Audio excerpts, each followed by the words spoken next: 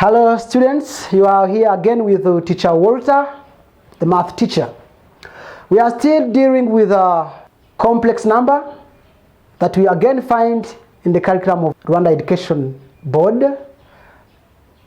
And we are dealing here with Unit 1 of the Senior 6 students. For those who are in Senior 6, it's Unit 1. It's called complex number. And here we are having lesson 3. We are now going to have the third lesson. So last time we shared about the powers and the properties of I. But before also, we have seen that every complex number will be represented in the form Z, which is equal to A plus BI. We have seen that A is the real part, and we have seen that B is the imaginary part of Z. So last time we talked about the properties of I, where I have told you that I power 4k, this will be equal to 1. And we have seen that I power 4k plus 1, this will be equal to I. I have again reminded you that if we have I power 4k plus 2, this will be equal to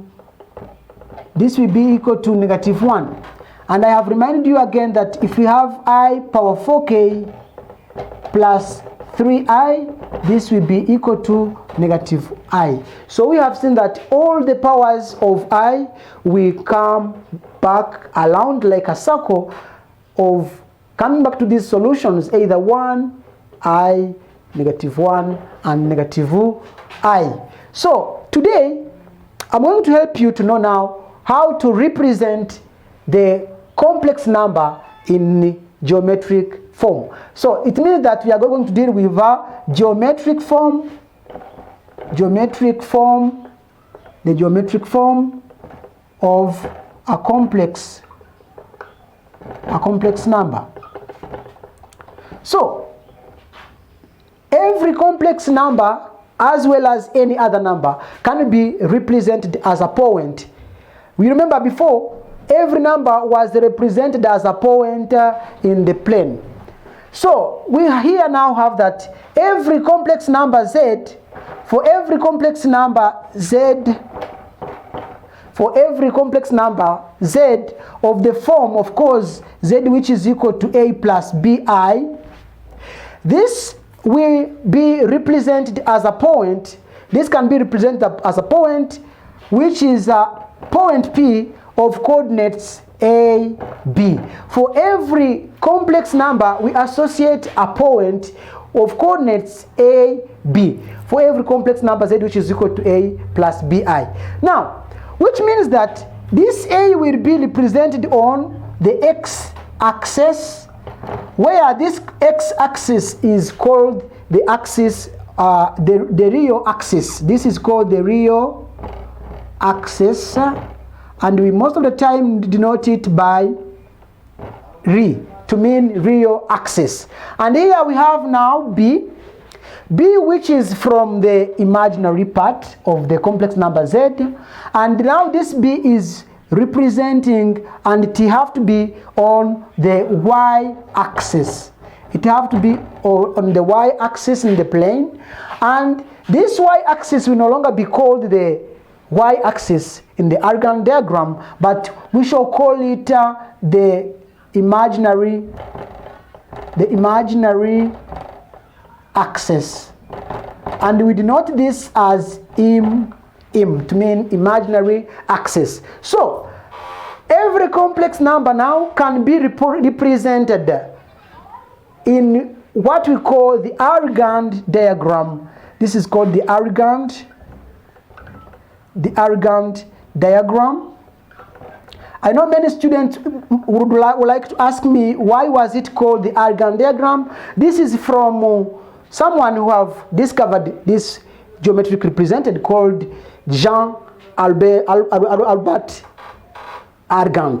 He's the one who have discovered this Archon diagram, and it is the geometric representation of any complex number. We shall see now that we shall have the axis, which can be called the y-axis and the x-axis.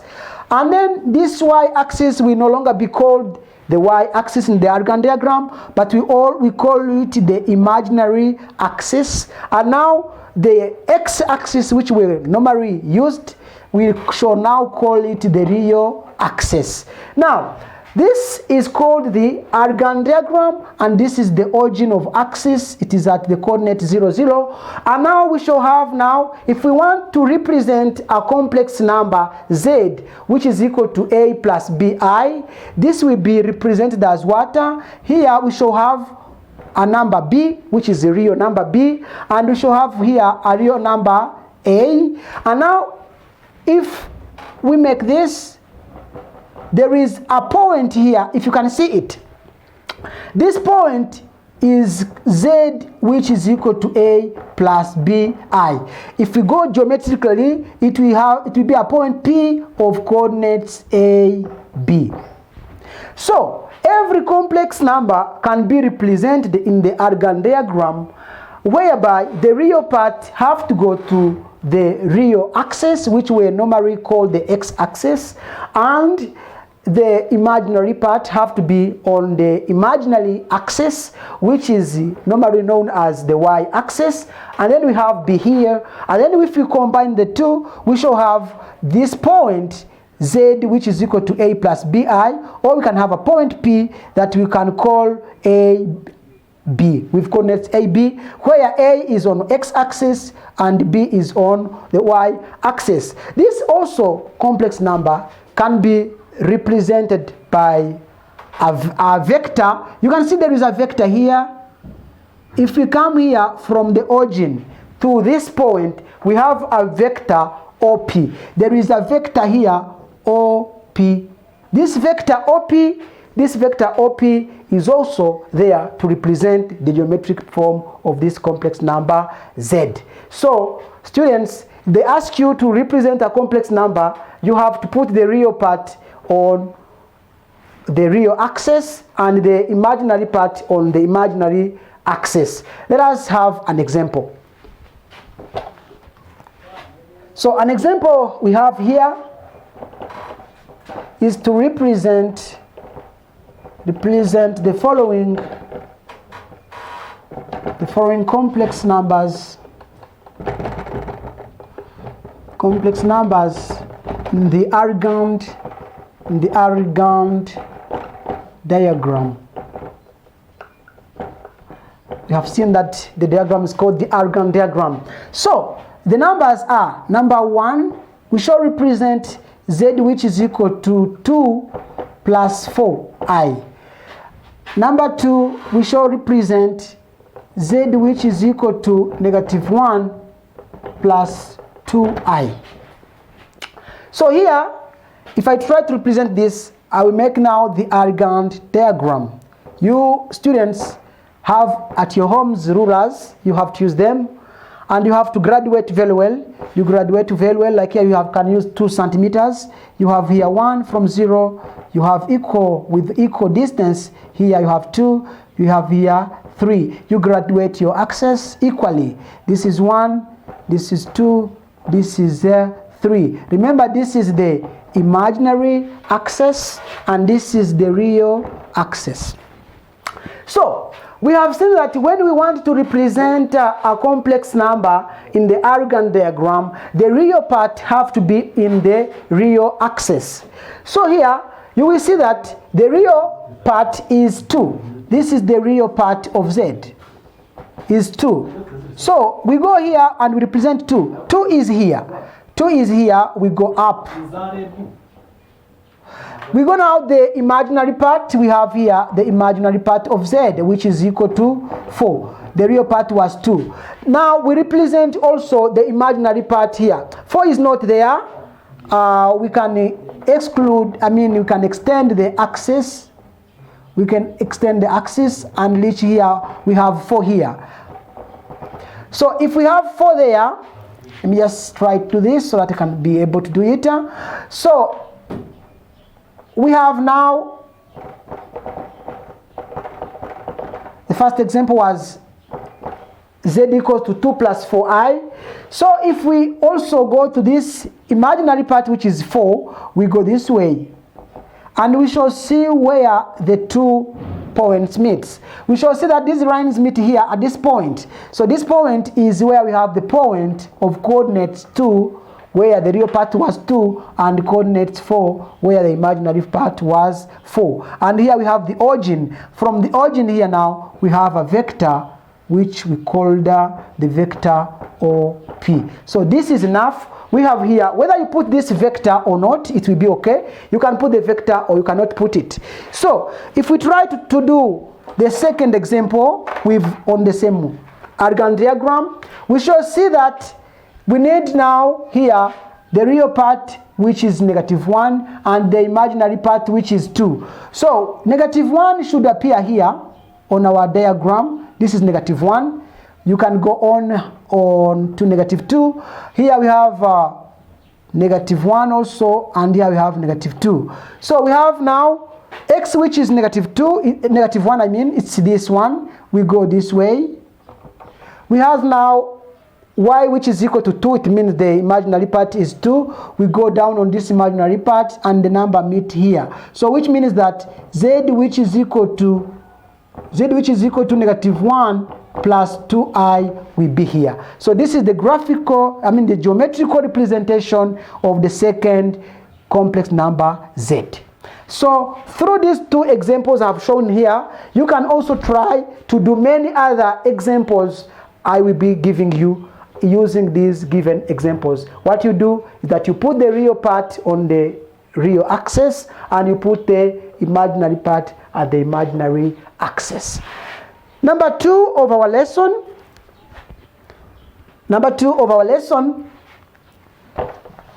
we are going to talk about the modulus of a complex number. The modulus of a complex number, in the geometric representation of a complex number z, which was equal to a plus bi, we have seen that the real part comes to the real axis, and the imaginary part goes to the imaginary axis, which is b here, and we have a point here that we have called z, or point PAB. We shall see that this P point, which is equal to AB, is the geometrical representation of a complex number z. And now we have here a vector which is from the origin to the point P. Now we have a distance here, the distance from the origin to the point. This distance here, the distance here that we have here, is what we call the modulus of a complex number. So how do we find this distance? The distance here, the distance from the origin to the point here is what we call the modulus, or the absolute value. So this distance from the origin O to point P, the point P is called, this one is called the modulus. It's called the modulus, or we also call it the absolute value.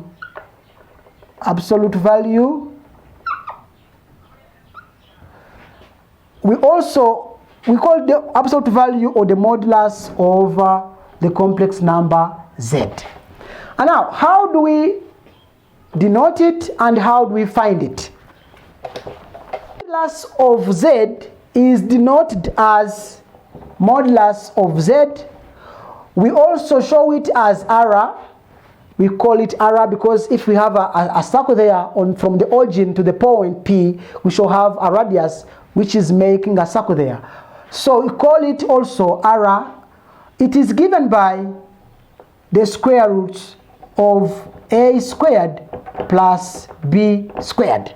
What is a, what is b? Remember, we are talking about z, which is equal to a plus bi, which is the complex form of a complex number.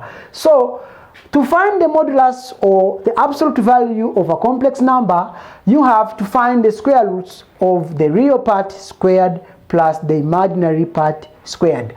A good example that I can give you here, I'll ask you to find the modulus of a complex number 2 plus 2i. What is now this? The modulus here, which is z is equal to 2 plus 2i, and its modulus will be equal to square roots of the real part squared, the real part which is 2 squared, plus the imaginary part squared, which is also 2 squared. And this will give us the square roots of 4 plus 4, which is equal to square roots of 8. And we can see, if we simplify this, because 8 equals to 4 times 2, we shall have square roots of 4 times 2. And if we simplify this, remember this is near 6, we shall have now 2 square roots of 2. And this now will be the modulus. If I again try for the second example, don't prefer to have always the positive numbers. We can also have here the modulus of -5, for example, I. This is also a complex number where the real part is 0 and the imaginary part is 5. This will be equal to what? It will be equal to the real part squared, which is 0 squared, plus the imaginary part squared, which is -5 squared. And here we shall have now 0 squared is 0 and -5 squared is 25. So you should have square root of 25, and this will make it 5. The modulus will be 5. Remember, this is the distance from the origin to the point z, which is equal to -5i. As a conclusion, you will see that you can represent a complex number in geometric form, whereby you represent the real part on the real axis, the imaginary part on the imaginary axis, and you can also find its modulus or its absolute value, whereby you use the formula given here by finding square roots of a squared, which is the real part, plus b squared, which is the imaginary part. So I can't leave you without an exercise. You can do this evaluation. You will do this evaluation to know whether you have understood our lesson. Number 1, you will represent on the same Archon diagram the following. That is A, z which is equal to 2 minus 2i. Number B, it is z which is equal to 3 minus i. So you can present on the Archon diagram that. Number 2, you will have now to find the modulus. We find the modulus of the following. So number 1 is z which is equal to 2. Number 2 is z which is equal to 1 minus i. If I try to guide you here, if you find a solution which is 2, you will be very right. And here, if you find an answer which is square roots of 2, you will also be right. And then you will be able to know whether you have done it very well through the same example we have done. Thank you very much for being with me with lesson 3. I'm inviting you for more details, notes, evaluation exercises, and whatever on our website www.ubumenyi.net, or you can also visit our YouTube channel ikaramu.tv. It was Teacher Walter. Thank you very much. See you next.